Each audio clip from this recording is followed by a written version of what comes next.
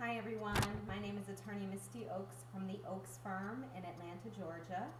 I just wanted to put in my 2 cents about Dr. Conrad Murray. The trial to me is a mockery. It's a complete and total joke. The prosecution has him on so many different counts and so many different forms of gross negligence. It would boggle the mind if the jury could come back with anything other than guilty. I mean, Dr. Murray did everything wrong from the beginning to the end. He gave him a drug that he had no business giving him for insomnia in the first place.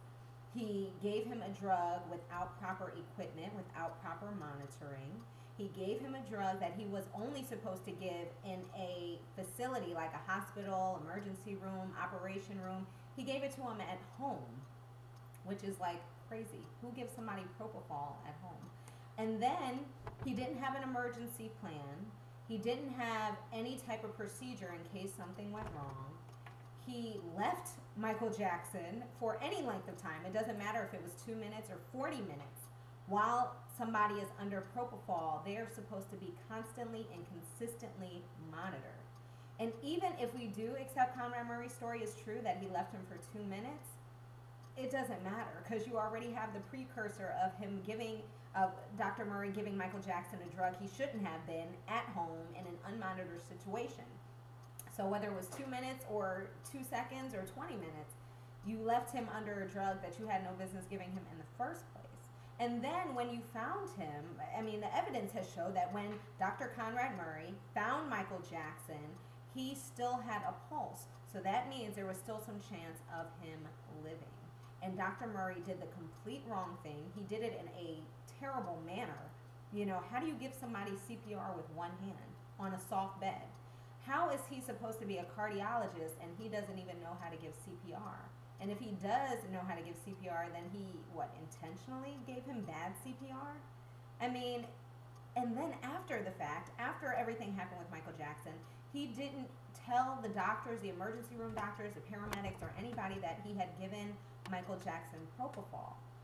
Dr. Conrad Murray, to me, seems like the entire time he was more worried about himself and the $150,000 he was making every month, more worried about covering his own butt for giving Michael Jackson propofol, which he knew he shouldn't have been doing in the first place.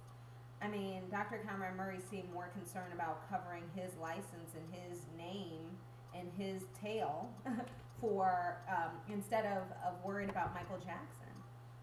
And so that's really deplorable to me. You know, if he was that careless with Michael Jackson, the greatest entertainer in our lifetimes, then imagine how careless he would be with just a regular Joe Schmo. I mean, would you really want Dr. Conrad Murray attending at your bedside if something were to happen to you? No, I think not. I'll pass, you know?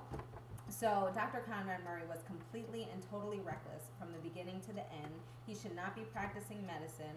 And I'm trying to figure out what the defense's argument is going to be. What are they going to say that's going to make their client look better? I have no earthly idea. Sorry, I had to collect my thoughts and really think about what they might argue, you know.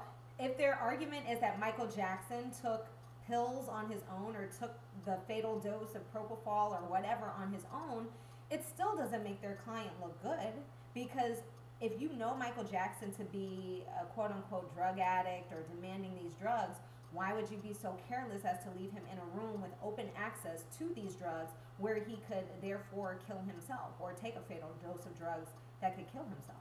And then the coroner and the toxicologist has already testified that the only drugs that were in Michael Jackson's system at the time of the death were the drugs that Dr. Conrad Murray gave him. So, I mean, what is their argument? I don't know. Like, what are they going to say that's going to make their client look better or get out of this? He was so grossly negligent on so many different levels.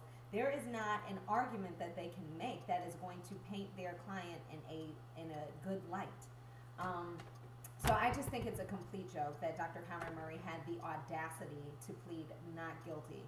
After all of the evidence that has come out, it is clear, painfully obvious, that Dr. Conrad Murray did not have Michael Jackson's best interests at heart and did not use due care and circumspection, which is the law that Dr. Conrad Murray is charged with violating. It's painfully obvious that he violated it, and therefore he should go to jail. And it also makes me sad that he's only going to go to jail for 4 years, because I believe that he deserves so much more for allowing Michael Jackson to die, which is essentially what he did.